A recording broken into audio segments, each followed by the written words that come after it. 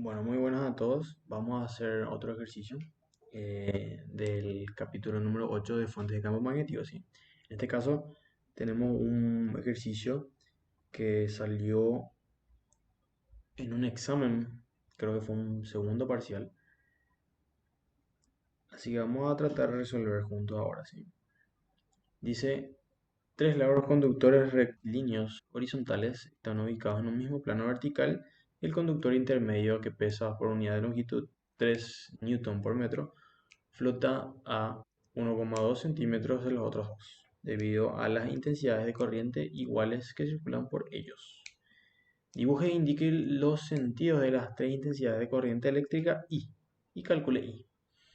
Bueno, en este caso les cuento el mayor inconveniente que hubo para poder resolver este ejercicio. El mayor inconveniente que hubo fue que no sabían cómo dibujar los tres conductores.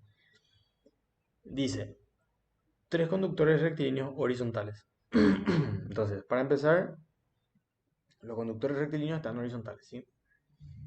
Están ubicados en un mismo plano vertical. O sea, en un mismo plano vertical hay tres conductores horizontales. A ver si me sale los tres conductores horizontales. Así, tres conductores horizontales. En un mismo plano vertical. En un mismo plano vertical. Bueno, ese fue el mayor inconveniente para poder dibujar bien, ¿sí? Entonces, muchas veces el enunciado, la forma de dibujar, capaz es lo que más nos cuesta. Pero una vez que interpretamos bien el enunciado, después el ejercicio resulta ser muy fácil, ¿sí? Y vamos a darnos cuenta de eso, ¿sí?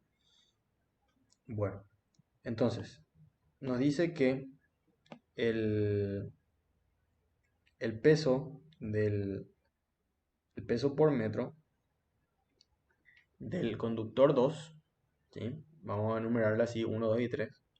El conductor 2 es de 3 newton por metro, ¿sí? Nos dice que está flotando en medio de el conductor 1 y el conductor 3 a una distancia de 1,2 centímetros de cada uno, ¿sí? Bueno, entonces lo primero que hay que hacer al darnos cuenta de que está flotando, ¿qué quiere decir eso? Quiere decir que está en equilibrio. Entonces, si dibujamos nosotros nuestro conductor 2, ¿qué fuerzas están actuando sobre él? Y primero que nada, está actuando el peso por unidad de longitud, ¿sí? Peso por unidad de longitud.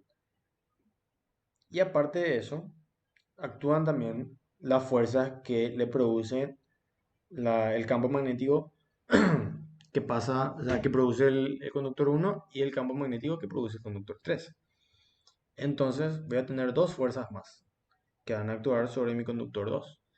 Pero, ¿cómo yo pongo esas fuerzas? ¿Pongo las dos hacia arriba? ¿Pongo una hacia arriba y una hacia abajo? Y bueno, eso ya depende de cada uno, ¿verdad? Pero lo ideal sería que F1 y F3 estén hacia arriba. ¿Por qué? Y porque ahí en ese caso ambas fuerzas están contrarrestando el peso, ¿verdad? Entonces sería lo ideal. Y de acá sacamos una ecuación que es W por L, ¿sí? Eso va a ser igual a F1 más F3. Y a esta ecuación le vamos a llamar ecuación 1. Bueno, ahora tenemos que calcular F1 y F3. ¿Cómo calculamos F1 y F3? Vamos a ver. Cálculo de F1. ¿Qué sería F1? F1 sería la fuerza que ocasiona 1 ocasiona a 2, ¿sí? Entonces, F1 sería así, que estaría actuando sobre 2 y también estaría actuando sobre 1, ¿sí? Ese sería su par. Ahora, nosotros sabemos calcular esa fuerza. ¿Cómo calculamos esa fuerza? Calculamos por,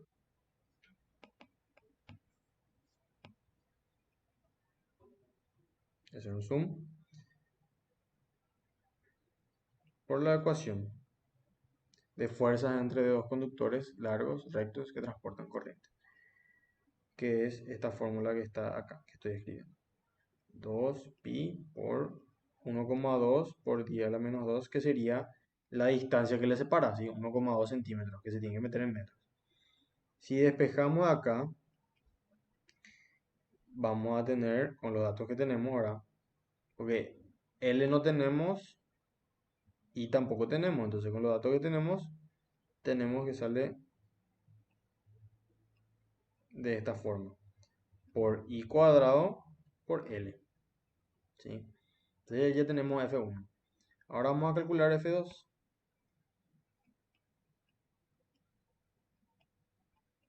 F3, perdón. ¿Y F3 cómo sería? F3 sería así, según como dibujamos en nuestro diagrama de cuerpo libre. Y tendría que ocasionarle una fuerza así al conductor 3. ¿Sí? Sería fuerza de repulsión. Pero vamos a analizar eso más tarde. Volvemos acá y ponemos F3 por unidad de longitud es igual a μ0 por I al cuadrado. Y es I porque me dice que por los tres conductores circula una intensidad I. 2pi por 1,2 por 10 a la menos 2. Y F3 nos sale igual a F1.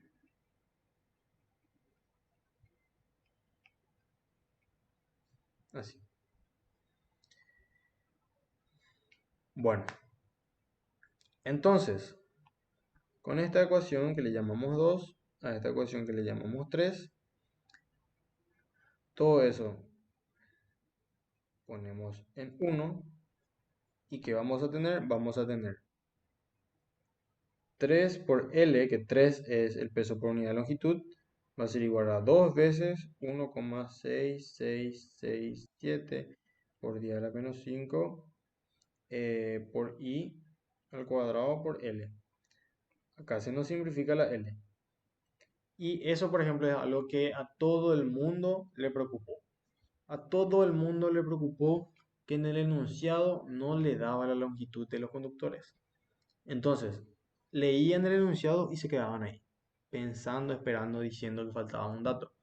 No empezaron a resolver el ejercicio. Y si ustedes resolvían el ejercicio, o sea, si ellos resolvían el ejercicio, si empezaban a resolver, en algún momento se le iba a eliminar la longitud, como fue acá, ¿sí? Así que si ven, por ejemplo, un ejercicio y creen que les falta un dato, intenten igual resolver, porque generalmente si no le da ese dato es porque no necesitan. Entonces, este sería el resultado. Así sale la intensidad I. Pero el enunciado nos dice, indique los sentidos de las tres intensidades de corriente eléctrica. Entonces hay que indicar los sentidos. ¿Y cómo hacemos eso? Y hay que acordarse de la regla que dice que si yo tengo dos conductores que transportan corriente, son rectilíneos y son largos, entonces si las intensidades tienen el mismo sentido, se atraen. Y si tienen sentido opuestos, se repelen. Ahora con eso que sabemos ya todos, entonces analizamos. 1 y 2 se atraen. Entonces 1 y 2 voy a poner hacia allá. 1 y 2 voy a poner la intensidad en el mismo sentido. Y 2 y 3 se tienen que repeler. Entonces tienen que estar sus intensidades en sentido opuestos. Entonces 3 dibujo hacia acá. Y ahí se cumple todo lo que yo supuse desde un comienzo. Y ahí está resuelto el ejercicio. Si tienen dudas sobre este ejercicio o sobre otro ejercicio, sin ningún problema, saben que me pueden preguntar, yo siempre estoy para responderles.